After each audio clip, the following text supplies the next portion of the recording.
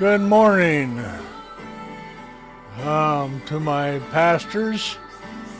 Um, this is a story from Max Lucado's book, When God Whispers Your Name. I thought about this because how much you love your family, your children, your grandchildren, and it was a cute story about Max Lucado's daughter when she was 7 years old, entitled The Song of the Minstrel. My wife loves antiques.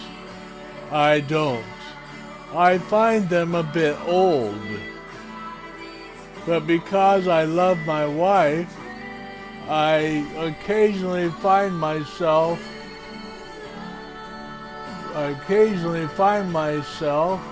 guiding 3 children through an antique store while Danilin shops. Such is the price of love. The secret to survival in a shop of relics is to find a chair, an old book, and settle down for the long haul. That's what I did yesterday. After cautioning the kids to look with their eyes and not with their hands, I sat down in an overstuffed rocking chair, with some Life magazines from the 50s. That's when I heard the music. Piano music, beautiful music, vintage Rodgers and Hammerstein. The hills were alive with the sound of someone's skill at the keyboard. I turned to see who was playing, but I didn't see anyone. I stood and walked closer. A small group of listeners had gathered at the upright piano. Between the furniture, I could see the small back of the pianist. Why, it's only a child. With a few more steps, I could see her short, blonde, and cute hair. My heart, it's Andrea! Our 7-year-old was at the piano, her hands racing up and down the keyboard. I was stunned. What a gift of heaven is this, that she can play in such a way. Must be a time-release gene she got from my side of the family. But as I drew closer, I saw the real reason. Andrea was playing a player piano.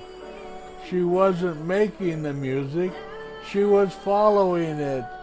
She wasn't commanding the keyboard, she was trying to keep up with it. Though it appeared she was playing the song, in reality she was only trying to keep up with one already written. When a key would dip, her hands would dash.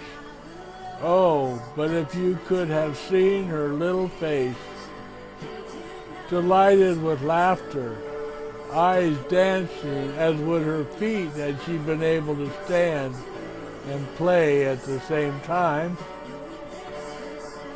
I could see why she was so happy. She sat down to attempt chopsticks, but instead played the sound of music.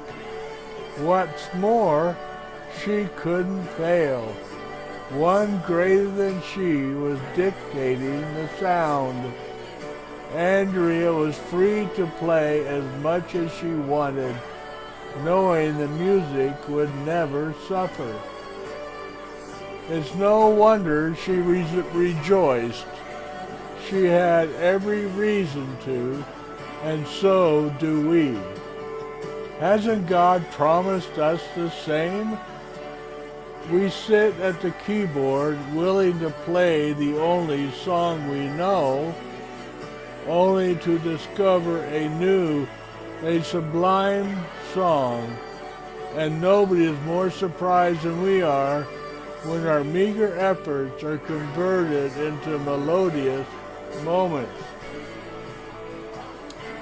You have one, you know, a song all your own. Each of us does. The only question is, will you play it?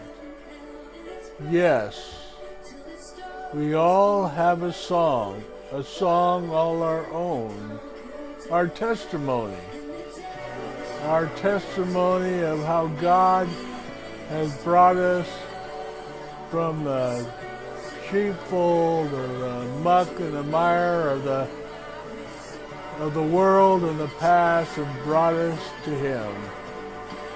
The only question is, will we play the song?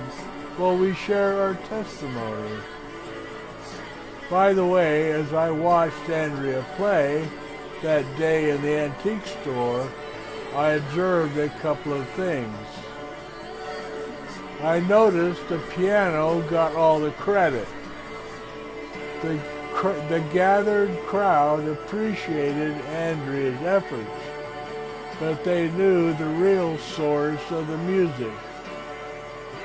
When God works, the same is true. We may applaud the disciple, but no one knows better than the disciple who really deserves the praise. But that doesn't keep the disciple from sitting at the bench. It sure didn't keep Andrea from sitting at the piano. Why? Because she knew she couldn't fail. Even though she didn't understand how it worked, she knew it did. So she sat at the keyboard and had the time of her life. Even though you may not understand how God works, you know He does. So go ahead, pull up the bench, take your seat at the piano and play.